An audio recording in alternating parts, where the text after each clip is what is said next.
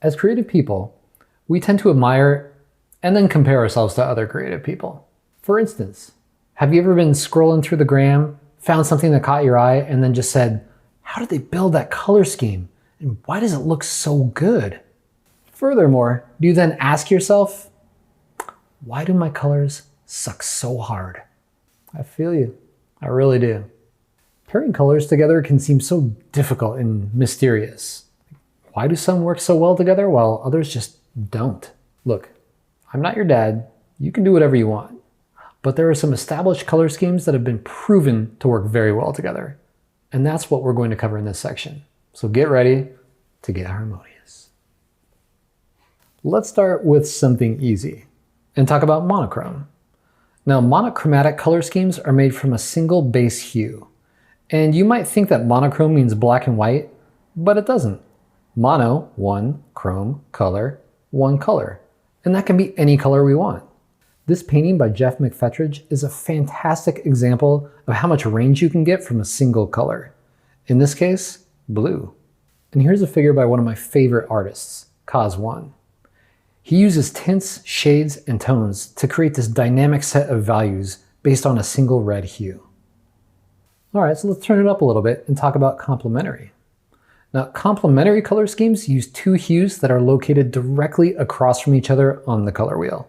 They're like visual opposites, and they make things stand out, but can often be quite jarring to look at. In the film Her, Joaquin Phoenix wears bright red while he searches for love. But in this scene, the world around him is green and dull, clashing directly with his jacket, and by extension, his romantic quest. You'll find complementary color schemes used all the time in logos. The high contrast colors bouncing off each other, creating a visual friction and excitement. Perfect for a logo. All right, let's take this complement to the next level and talk about split complementary.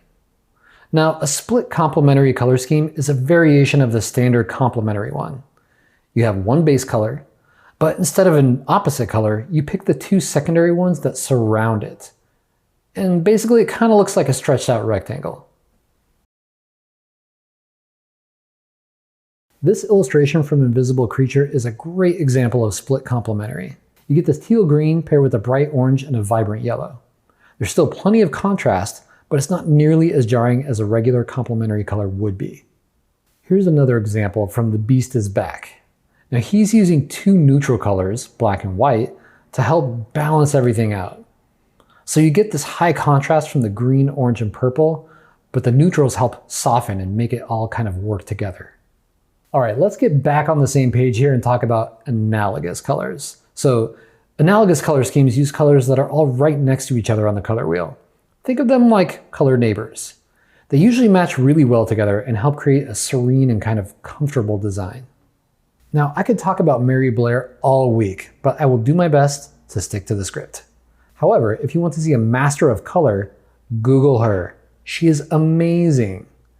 Anyway, in this It's a Small World illustration concept, she uses purple and blue together, along with white and black neutral, to create a cool and dark illustrated world.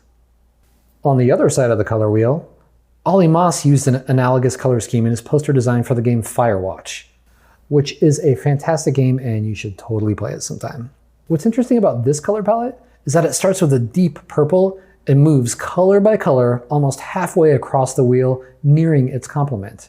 Pretty cool. Up next is what they call triadic.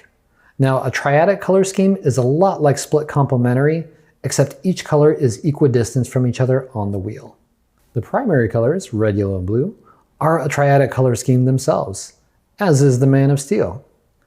Now, this type of color harmony is vibrant and usually works best when there is a single dominant color. Here's another triadic color scheme designed by the man himself, Paul Rand. This is from a magazine cover from 1955. Super cool. I love this color palette. And you can see that red is by far the most dominant color here, but it's surrounded by a lot of white neutral space with a little splash of blue and a little bit of yellow. All right, here's where things get real wild and crazy. Tetradic and square color schemes use 4 colors, creating a rectangle or square shape that connect them all. Think of it like 2 sets of complementary colors all being used together. Here's another Paul Rand layout using the tetradic color scheme. A palette with this many colors in it works best if you let one color be dominant.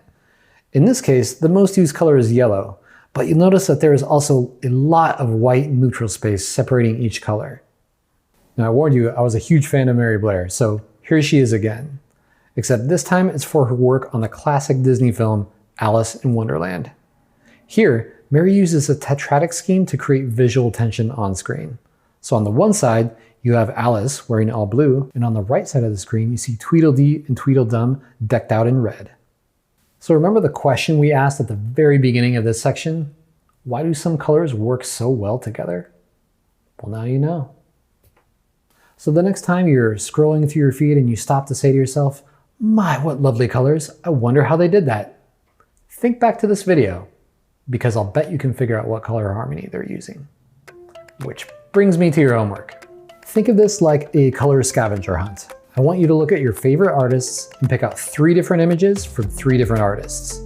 Ideally, they will have very different color palettes, so try to look for that. Now bring those images into Photoshop, sample the colors you see, and then try to identify what color harmony they're using. This is the first step in understanding how to pair colors together, and subsequently, how to build your own color palettes. So start by studying what you like, and then learn how to do it your way.